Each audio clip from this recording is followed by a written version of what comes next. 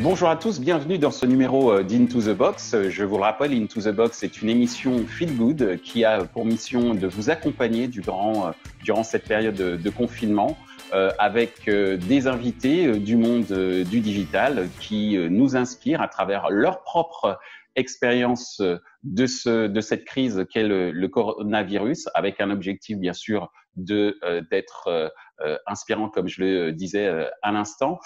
Et pour inviter, je vous demande d'accueillir Grégoire Frémiot, Chief Revenue Officer de MediaRhythmics. Alors Grégoire, comment vas-tu et comment vont également tes collègues, collaborateurs, collaboratrices ainsi que ta famille?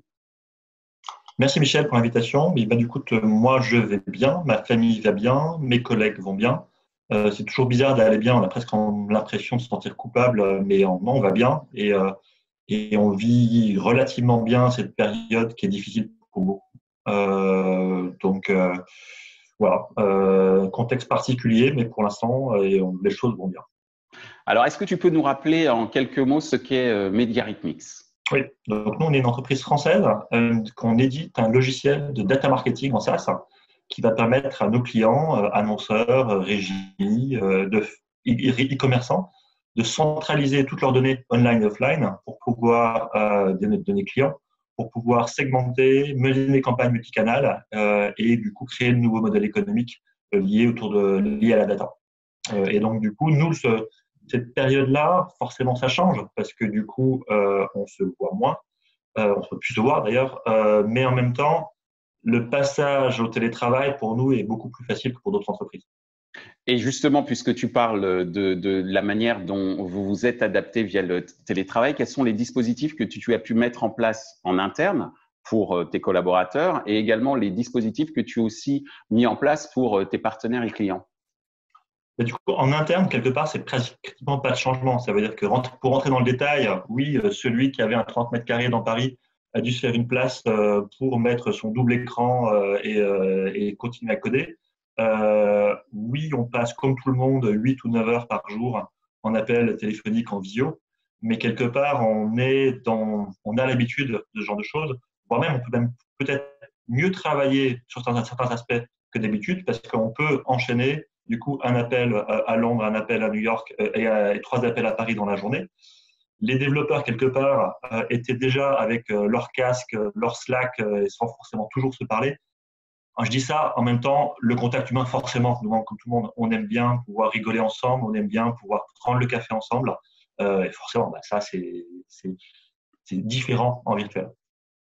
Et aujourd'hui, vis-à-vis de tes clients, est-ce que tu as mis en place un service particulier, une adaptation particulière par rapport à eux? Mes clients, certains, pour eux, la crise est difficile. Je pense notamment aux médias qui voient une grosse partie de ces recettes publicitaires ponctuellement s'effondrer. Le retail, assez variable. Donc, on est forcément avec eux, engagé avec eux pour essayer de maximiser le ROI. Après, nous, notre activité, elle est identique, voire supérieure. Je m'explique. On est sur des infrastructures. Les infrastructures continuent à tourner puisqu'on collecte des données digitales. Et des données digitales, en ce moment, il y en a plein pour faire du meilleur marketing. Et quelque part, nos clients ont plus de temps pour réfléchir à des projets long terme. Et donc, on est en train de préparer plein de cas d'usage super innovants avec nos clients. Typiquement, la fin du cookie tiers, ça impacte beaucoup nos clients. Et on est sur des gros chantiers avec eux pour préparer le monde de demain.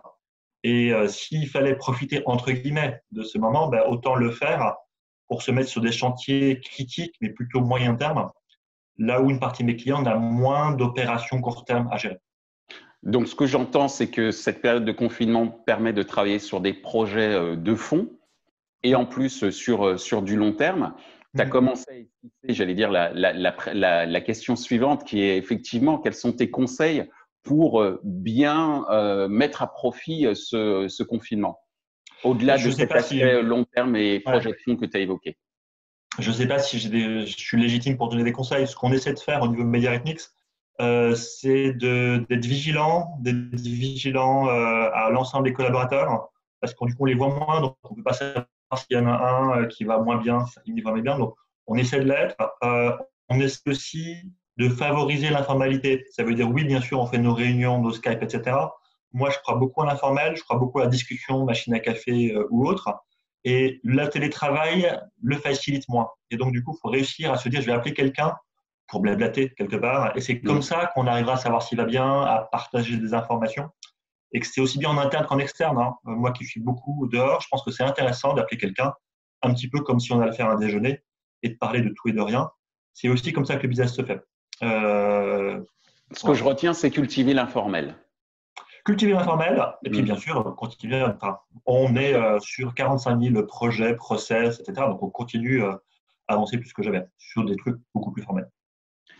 On en arrive à notre dernière question, Grégoire. Est-ce que justement dans cette période de recentrage sur soi-même et sur les autres également, on vient de parler justement des contacts informels, est-ce qu'il y a des choses qui t'ont inspiré? Ça peut être de la lecture, de la musique, une vidéo, à titre professionnel ou même personnel, hein.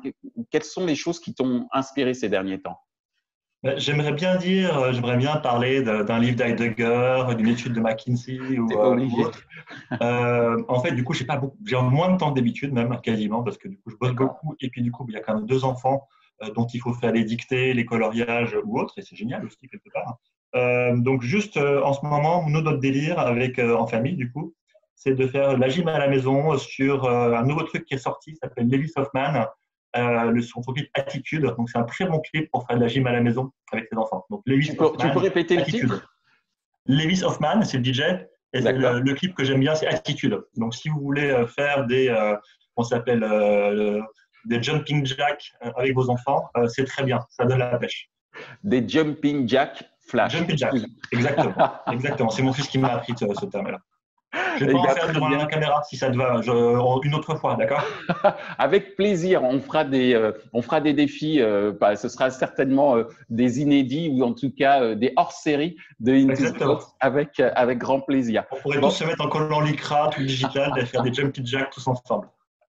Très bien. En tout cas, c'est sur ces conseils de bougeage de corps, mais c'est absolument pas français, mais c'est pas grave. En tout cas, de bouger à la fois son corps et son esprit en étant plus proche des autres et également en cultivant le contact informel, que l'on va vivre ce confinement plus agréablement ou en tout cas le moins difficilement possible. En tous les cas, Grégoire, je te remercie beaucoup pour ta participation. Je te dis à très bientôt et merci encore pour tes conseils inspirants. Merci beaucoup, Michel. À bientôt. Bye. À bientôt. Ainsi s'achève ce numéro avec Grégoire Frémiot de Mediarhythmics. Le point à retenir concernant notre échange, c'est le fait de provoquer les interactions, provoquer les relations interpersonnelles, tout simplement auprès de ses collaborateurs ou auprès de ses clients en leur demandant « Comment vas-tu ?» Je vous remercie, je vous dis à très bientôt pour un nouveau numéro d'Into the Box.